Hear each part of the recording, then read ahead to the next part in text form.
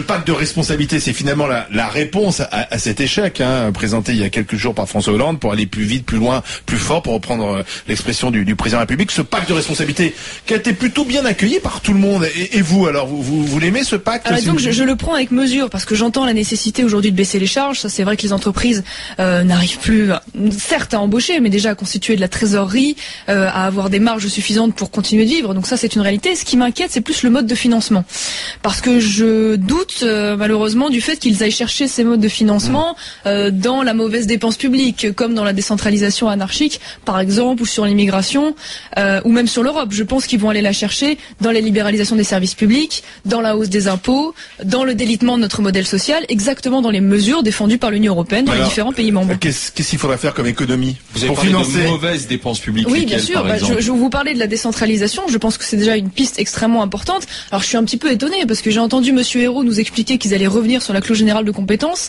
alors que l'une des premières choses qu'ils ont faites lorsqu'ils sont arrivés au pouvoir, c'est justement de la remettre en place, alors que Nicolas Sarkozy avait tenté justement de la réduire, ce qui prouve que c'est vraiment du grand n'importe quoi. Ils ont créé un échelon supplémentaire avec les métropoles, alors qu'on est déjà noyé sous le millefeuille territorial. Je signe une piste importante qui est celle de l'immigration, quoi qu'on en dise, qui nous coûte extrêmement cher en l'état actuel des choses, parce que c'est une 70 milliards, selon Monsieur Lolland, par exemple, qui est un démographe, un expert en la matière, et en l'occurrence, c'est assez logique, ma foi, puisque l'on importe d'un côté une immigration à bas niveau socio-professionnel, alors que nous sommes un pays en voie de désindustrialisation. C'est-à-dire qu'on apporte une main-d'œuvre, alors que malheureusement, nous n'avons plus les emplois correspondant à cette main-d'œuvre, et donc, mécaniquement, malheureusement, on en arrive à une augmentation du chômage dans certains secteurs. Oui, mais comment on ferait concrètement si vous dites l'immigration nous coûte trop cher, il faut réduire justement ce coût. Comment on ferait concrètement? En l'occurrence, déjà, il faut réguler les flux, puisque vous savez qu'aujourd'hui, 60%... Ça c'est fait. Tout le monde ne rentre pas chez nous et tout le monde ne reste pas chez nous.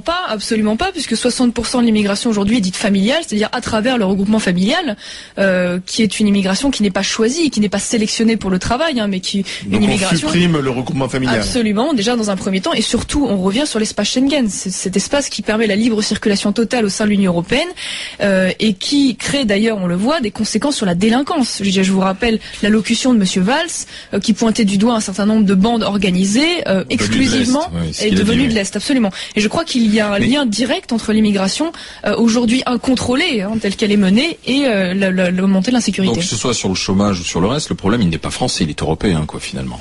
Je pense grandement qu'une grande partie des solutions se trouve au niveau européen, parce qu'on n'arrivera pas à réguler ces flux, et notamment les problèmes de la concurrence, sans l'Union européenne. Le problème, c'est qu'a priori, ça n'est pas ce que fait l'Union européenne, parce que dans sa politique, c'est une c'est une anomalie. L'Union européenne, c'est la seule dans le monde à se refuser à mettre des protections, y compris à ses propres frontières, alors que les États-Unis le font, le Canada le fait, les pays émergents le font. Il y a des protections autour de l'espace Schengen. Très relatives, et qui vont dans le sens de la libéralisation. Il y a quelques mois, je vous rappelle, il y a eu une baisse de 70% des taxes d'importation avec le Maroc, qui a laminé d'ailleurs le maraîchage dans le sud de la France. Il y a des immigrés aux États-Unis, il y a des immigrés dans tous les pays du monde, dans les pays riches. Il y aura toujours des pauvres qui vont rentrer. On peut pas. Ce qu'il faut, c'est que ce soit une immigration qui apporte une plus-value à la France. J'entendais encore parler, encore ce matin dans le Figaro, de l'affaire Leonarda.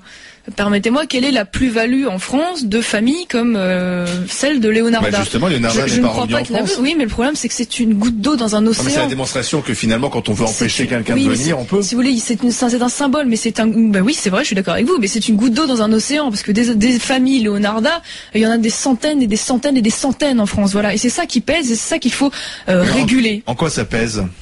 Ça pèse parce que lorsque l'on a des familles qui arrivent sur le territoire sans la volonté véritablement déjà de s'intégrer ou de travailler, parce que je vous rappelle que le père de cette jeune femme à plusieurs reprises a refusé les emplois qu'on lui avait prêtés, ça pèse sur la scolarité, parce que la scolarité des enfants ça coûte, dans le logement social, dans les aides, les différentes aides de revenus minimum, des choses comme ça. Donc oui, les frais de justice, parce qu'encore aujourd'hui, qui paye les frais de justice de cette famille? C'est les associations que la plupart des temps d'ailleurs l'État français subventionne. Que faut-il faire des deux ados apprentis djihadistes toulousains récupérés à la frontière turco-syrienne? Ils vont rentrer à Toulouse. Que faut-il en faire? Le proviseur a dit qu'il espérait les récupérer dans son établissement à Toulouse. Bah écoutez, vu la situation, je crois que ce genre de comportement, si en tout cas ils ont la double nationalité, mérite une déchéance de la nationalité. Je parle par principe général, parce que je crois qu'on ne peut pas aujourd'hui... Ils sont nés en France, hein. Oui, d'accord, mais si en l'occurrence, semble-t-il, ce sont des Français de papier, puisque je ne vois pas comment on peut aller se battre comme apprenti djihadiste et défendre les valeurs de la République française, voyez-vous. C'est d'ailleurs pour ça qu'on se bat d'ailleurs contre l'acquisition automatique de la nationalité à 18 ans, par exemple. Ah, mais là ils sont nés en France. Parce que ça permet pas. Mais oui, justement, parce que le seul fait, c'est ce que je vous dis, le seul fait de naître en France aujourd'hui permet l'acquisition de la nationalité. Et c'est ça justement que je déplore, parce que cette acquisition automatique, elle ne permet pas le tri, parce que vous avez en effet des jeunes qui grandissent, qui s'assimilent, qui méritent la nationalité, et à côté de ça, vous en avez qui vont être condamnés 18 fois, ou qui vont aller apprentis djihadistes. On ne sait pas s'ils sont la double nationalité, mais s'ils n'ont pas la double nationalité, la déchéance n'est pas une réponse. Donc je repose ma question, quelle est la réponse? En tout cas, s'il s'avère qu'ils n'ont pas la double nationalité, on verra cela. Je crois qu'il faut prendre des sanctions judiciaires, hein, puisque ils n'ont plus leur place à l'école. Quel âge ont-ils exactement? 15-16 ans. 15-16 ans. Bon, a priori, ils sont mineurs, donc il ne faut pas... il ne faut pas les déscolariser. Voilà, je ne pense pas qu'il faille les déscolariser. En tout cas, peut-être vont-ils aller dans des centres spécialisés, qui vont peut-être les recadrer un petit peu, les écarter justement de cette radicalité. Non, je ne pense pas qu'il faille les abandonner dans la rue. C'est pas la solution, bien évidemment. Ça vous inquiète, ce phénomène? On parle de plusieurs centaines de Français. On n'arrive pas à avoir un chiffre précis, d'ailleurs. Qui seraient partis se battre en Syrie. Bien sûr que ça m'inquiète, parce que ça fait des années qu'on le dénonce et qu'il y a un total tabou, il y a un voile mis sur ce phénomène. Oui, il y a une montée de l'islam radical en France, et on l'avait déjà vu constater après l'affaire Mera, parce que l'affaire Mera c'était pareil, une goutte d'eau dans l'océan, si je puis dire, puisque suite à ça il y a eu des démantèlements, une accélération d'ailleurs des démantèlements de cellules terroristes, en particulier dans le sud. Mais c'est vrai qu'il y a un retour de plus en plus fort à la religiosité, et à une religiosité qui est extrêmement radicale. C'est vrai que c'est assez étonnant. Je crois que cette génération de jeunes Français immigrés ou étrangers se reconnaît dans la religion plutôt que dans la nationalité française. Ce sont des Français convertis, d'ailleurs, qui a priori n'ont pas de tradition musulmane. Alors absolument, parce c'est que plus je pense compliqué que ce que vous racontez. Bien sûr, mais il y a ce phénomène-là. Mais comment l'expliquer? Mais ce sont surtout souvent des jeunes, il faut bien le dire, qui viennent de territoires dans lesquels l'immigration est extrêmement importante, et d'une certaine manière, je pense qu'il y a un malaise. Mais peut-être parce que la France ne les intègre pas aussi. Évidemment, là en l'occurrence, semble-t-il, on parle de Français de souche, si j'ai bien compris, mais la plupart du temps, ils se trouvent dans des territoires où l'immigration est extrêmement importante, où l'islam est aussi très fort, et je crois qu'il y a un phénomène, entre guillemets, à un moment donné, de la loi du plus fort, c'est-à-dire une forme de malaise qui est très mal traduit même, dans une forme de radicalité, voilà, parce qu'il compense, oui, sûrement, un déclassement social aussi. On a commencé National Rassemblement Bleu Marine. On va écouter ce qui s'est passé dimanche. Petit extrait de cette manifestation jour de colère à Paris. La force et le caractère exceptionnel de cette manifestation, c'est justement de réussir à unir des colères qui sont différentes avec un respect de la colère de l'autre. Quel est le lien entre jour de colère et le Front National ? Alors écoutez, aucun, puisque nous on peut pas empêcher des adhérents d'y aller, donc il y avait une consigne de liberté, mais il n'y a pas eu d'appel officiel, on n'a pas participé à l'organisation contrairement à ce qui a été dit. Moi-même d'ailleurs, je n'y ai pas participé. Pourquoi ? Alors là, pour le coup, il y avait des raisons aussi d'emploi du temps, et puis j'aimais pas trop la tournure que prenaient un peu les choses, parce que je pense qu'à l'origine, il n'y avait pas de mauvais esprit dans l'organisation de cette manifestation. C'était censé brasser un peu toutes les colères de l'année, et puis c'est vrai que petit à petit, on a vu la participation, des amis Dieudonné, de groupuscules un peu limites, et donc craignant un peu l'amalgame facile dont on est souvent victime, j'ai voulu éviter ce genre de choses. Mais vous parlez de Dieudonné, mais quelles sont les relations de Dieudonné avec le Front National ? Dieudonné, semble-t-il, connaît bien votre grand-père, Jean-Marie Le Pen, qui est lui-même le parrain d'un de ses enfants.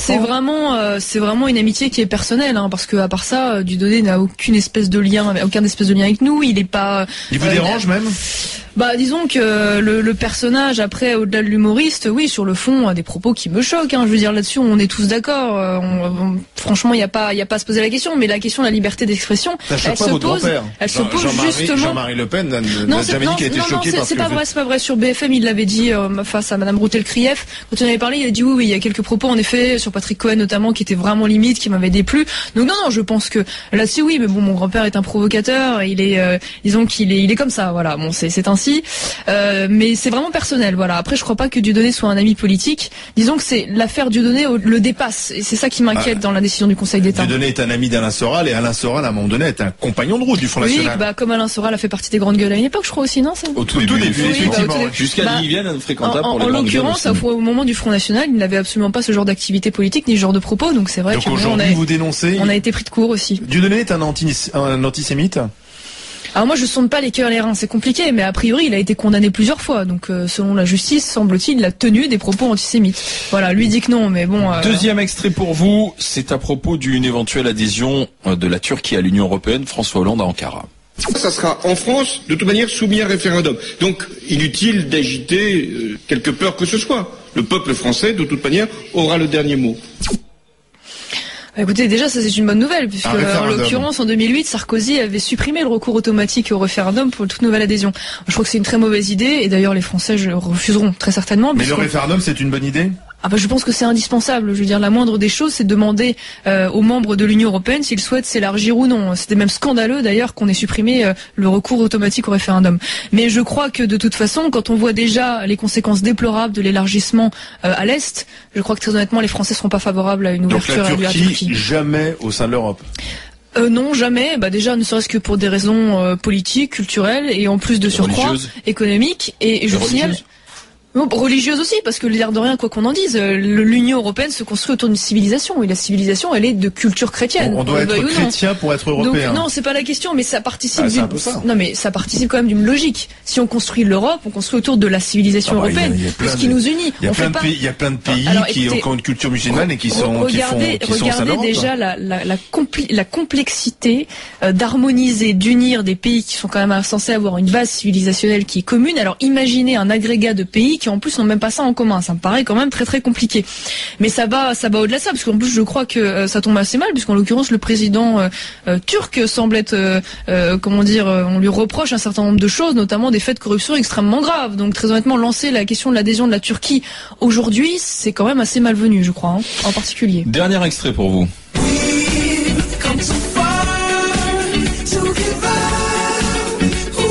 Vous avez reconnu ? Oui, mais j'ai oublié le nom du chanteur. C'est ceux qui ont triomphé au Grammy Award, les Daft Punk. Oui, Daft Punk, oui, c'est ça, ouais. Oui, en plus, je pas les Daft Punk, bien sûr que oui, je connais très bien en plus. Et alors, les Daft Punk, j'aime beaucoup, Vous kiffez Daft Punk? Je kiffe Daft Punk. Oui, j'aime beaucoup Daft Punk. C'est bien que Daft Punk triomphe partout, et notamment aux États-Unis, avec des prix pour les Français. C'est une réussite française? Bien sûr que oui. Je vais pas vous dire le contraire. Surtout que pour le coup, c'est un succès à long terme, c'est le moins qu'on puisse dire. En même temps, c'est en anglais. Ils sont pas à deux doigts du succès, ça fait longtemps qu'ils l'ont atteint. Ils sont en anglais, alors c'est un peu aussi... Oui, on va leur excuser ça, s'ils nous rapportent des prix et la fierté d'être français, il n'y a pas de problème. Donc il y a des choses qui marchent en France. Fort heureusement, sinon malheureusement on déprimerait un peu plus que ça. Votre année 2014, c'est quoi, Marion Maréchal Le Pen? C'est les élections municipales? Vous êtes candidate? Oui, beaucoup. Je suis colistière en effet dans une ville qui s'appelle Sorgues, où j'ai eu la chance d'avoir la visite totalement désintéressée de Monsieur Valls. Oui, les municipales bien sûr, en particulier en Vaucluse, et puis les européennes également derrière. Moi je ne suis pas candidate, mais je vais soutenir les candidats. En 2014, l'objectif c'est faire du Front National le premier parti de France, notamment aux européennes. Je l'espère, en tout cas c'est ce que semblent indiquer les sondages d'opinion. On est bien parti, oui, on va pas faire du triomphalisme, mais je crois qu'aujourd'hui sur les questions européennes, il y a une vraie résonance de nos idées dans la population française, donc il y a des chances certainement. Donc si vous êtes élu à Sorgues, de toute façon vous pourrez rester député, puisque ce n'est pas un mandat exécutif local. Absolument, c'est un simple conseiller municipal. Donc a priori je peux Il y a un objectif de ville que le Front National veut alors pas précis récupérer. Parce que ça va malheureusement beaucoup dépendre de l'entre-deux tours. A priori, je pense qu'on peut tabler sur une dizaine de villes. J'ose espérer. Ça, c'est mon analyse personnelle et en particulier en PACA. Et il y a Hénin Beaumont aussi, l'une des villes phares. Sûr. Et justement, les grandes gueules dans le cadre de notre tournée municipale, qui s'appelle Allons voter. Notre première étape sera le 7 février. Nous serons en direct d'Hénin Beaumont pour 3 heures de GG.